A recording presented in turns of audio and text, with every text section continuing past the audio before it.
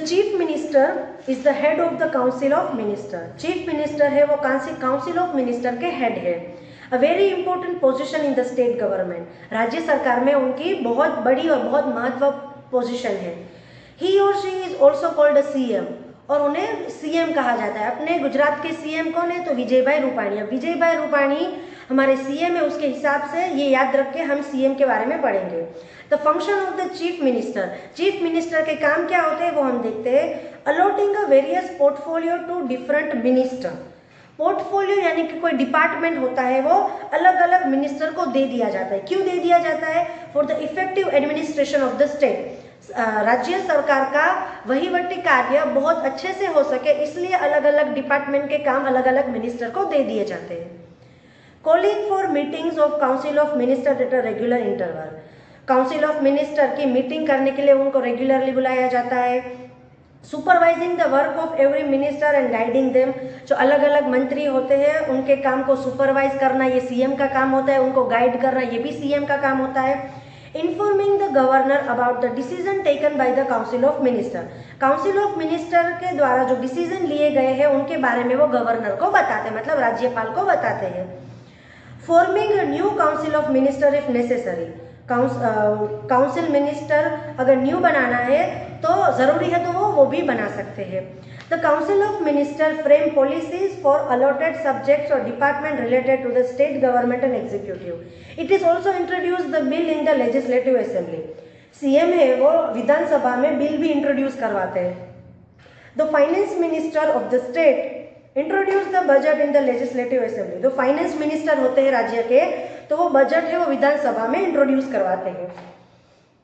The work to be done is divided between the state and central government. जो काम देना चाहते होते हैं, जो काम देना होता है वो दो पार्ट में डिवाइड किया जाता है, स्टेट गवर्नमेंट और सेंट्रल गवर्नमेंट में। The state government functions at the state level. जो स्टेट गवर्नमेंट होती है, राज्य सरकार होती है, वो स्टेट लेवल पे काम करती है, और जो यूनियन गवर्नमेंट होती है वो नेशनल लेवल पे काम करती है। The difference between the state government and central government is the area in which they function. अभी जो स्टेट और सेंट्रल गवर्नमेंट है उनको उनके हिसाब के एरियो में से काम करना होता है। जैसे कि therefore the responsibility of the state government is limited to the particular state. अभी राज्य सरकार की जो रिस्पॉन्सिबिलिटी होती है वो एक राज्य तक सीमित होती है, मतलब कि गुजरात का अगर काम है तो राज्य सरकार सिर्फ गुजरात में ही काम करेगी, लेकिन सेंट्रल गवर्नमेंट होती है वो पूरे राष्ट्र का देखती है, पूरे इंडिया का देखते हैं।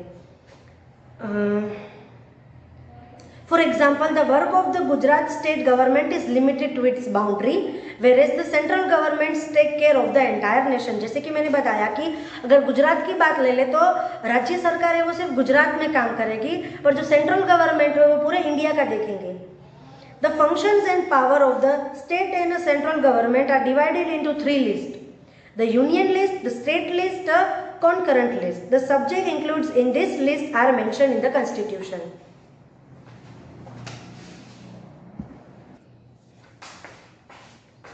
तीन लिस्ट हम लोग देखेंगे। Union list, the subject handed over to the union government are include in the union list. जो भी सब्जेक्ट है वो यूनियन गवर्नमेंट के हाथों दिए गए हैं वो यूनियन लिस्ट में ऐड होंगे, जैसे कि census, relation with the foreign countries, defence, finance and banking, election, formation of laws for citizen, railway, telegraph, post, insurance service, sea, air, road, rail route, nuclear power, etc. are included in the union list. State list में क्या होगा? The subject related to the state are enlisted in the state list. जो subject state government को handed over किए गए होंगे वो state list में आएंगे। उसमें है the list include the health, agricultural, forest, local self government, इसमें ये आएंगे। फिर कॉन्करेंट लिस्ट में the union and the state government both can form law for it. अभी यूनियन गवर्नमेंट और स्टेट गवर्नमेंट दोनों इसमें कायदे बना सकती है। इसके 47 सब्जेक्ट्स है।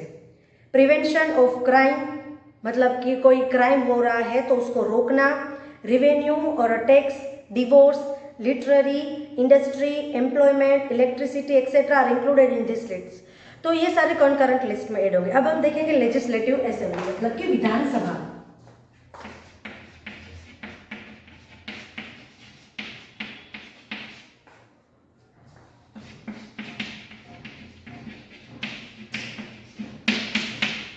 Legislative Assembly. Marina, Imran and the other students of their school were very excited about their trip to Gandhinagar, the capital of Gujarat. Marina, Imran और बाकी सारे स्टूडेंट थे स्कूल के, वो बहुत ही ज़्यादा एक्साइटेड थे क्योंकि उनको ट्रिप में ले जाया गया था गांधीनगर, जो कि अपना गुजरात का कैपिटल है। Where they were going to see the legislative assembly, वहाँ जाके वो लोग विधानसभा देखने वाले थे। After the security check they went upstair, security checking होने के बाद वो लोग ऊपर गए। There were arrangement made for visitors from where they could see the grand hall downstair, वहाँ पे विजिटर्स के लिए अरेंजमेंट की गई थी जहाँ पे एक बड़ा सा हॉल था। Seating arrangements for the minister of the legislative assembly was made in that meeting hall, seating arrangements की गई थी विधानसभा के मेंबर्स के लिए जहाँ मीटिंग हॉल में। On that day a current issue was to be discussed in the legislative assembly, वहाँ पे जो हाल ही में कुछ इशू हुआ था उनके बारे में डिस्कशन किया जा रहा था। Usually in legislative assembly the MLAs can express their views during the question answer session, question answer session जब चल रहा होता है तब विधानसभा में जो MLAs होते हैं वो अपने व्यूज दे सकते हैं। They can ask question and give suggestion, वो क्वेश्चन भी पूछ सकते हैं और अपने सजेशंस भी दे सकते हैं। The member give their feedbacks on the issue being discuss, जो भी इशू डिस्कस हुआ है उनके बारे में वो फीडबैक दे सकते हैं। Then the concern ministers answer the question and brief them about the measure being taken to solve the issues. We often come across on television और इन अ न्यूज़पेपर, हम टेलीविज़न और न्यूज़पेपर में देखते हैं कि the decision that are taken by the chief minister and other minister in order to run the government, हम newspaper में और टेलीविज़न में देखते हैं कि चीफ मिनिस्टर और बाकी सारे मिनिस्टर के द्वारा जो ऑर्डर लिया गया है गवर्नमेंट के लिए, while taking a decision about anything it is necessary to take a permission of MLA, कोई भी डिसीजन लेने से पहले MLA की परमिशन लेनी ज़रूरी है। In a democracy the MLAs can question the chief minister, democracy में MLA होते हैं वो चीफ मिनिस्टर को क्वेश्चन कर सकते हैं या फिर किसी और मिनिस्टर को भी क्वेश्चन कर सकते हैं। And discuss about the important matter, और जो भी इम्पोर्टेंट बात है उस पर डिस्कस कर सकते हैं। They can even take decision regarding financial matter, वो कोई फाइनेंशियल मैटर के बारे में भी डिसीजन ले सकते हैं। And decide on the expenditure to be done in a different area, अलग अलग एरिया में कितना खर्चा हुआ है उसके रिलेटेड भी वो लोग डिसीजन ले सकते हैं। When the legislative assembly is in the session any of MLAs can ask question, जब भी विधानसभा का सेशन चल रहा होता है तो कोई भी MLA कोई भी क्वेश्चन कर सकता है related to the matter. The speaker